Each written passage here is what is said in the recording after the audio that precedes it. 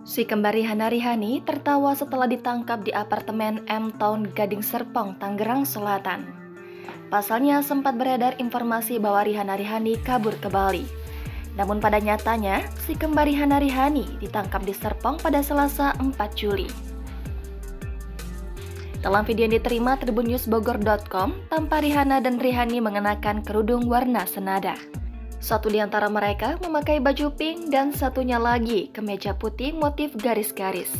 Entah Rihanna atau Rihani, wanita berkemeja motif garis-garis tersebut menjawab pertanyaan dari anggota Polda Metro. Kalau makan turun ke bawah, tanyakan di 2 Subdit 3 di Treskrimum Polda Metro Jaya, Kompol Maulana Mukarrom dalam video. Wanita berkemeja putih menjawab bahwa ia membela makan hanya di supermarket. Ia juga menyinggung soal informasi keberadaannya yang disebut ada di Bali. Bahkan si kembar Rihanna dan Rihani ini tertawa ketika ada yang menyebut mereka di Bali.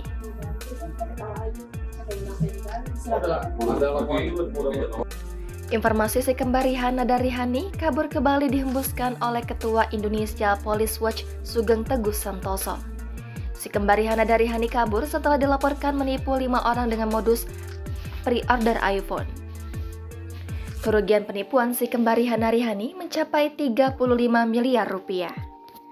Dugaan penipuan Rihanna Rihani sebenarnya sudah dilaporkan sejak Juni 2022 dan Oktober 2022. Korban membuat laporan di Polres Tangerang Selatan, Polres Metro Jakarta Selatan, hingga ke Polda Metro Jaya.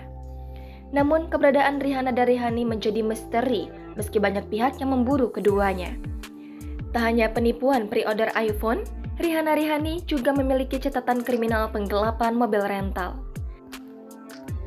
Kapolsek Metro Kebayoran Baru, Kompol Tribuana Roseno mengungkapkan, si kembar telah membawa kabur mobil Toyota Sienta dengan plat nomor B2352 SYS selama 6 bulan terakhir.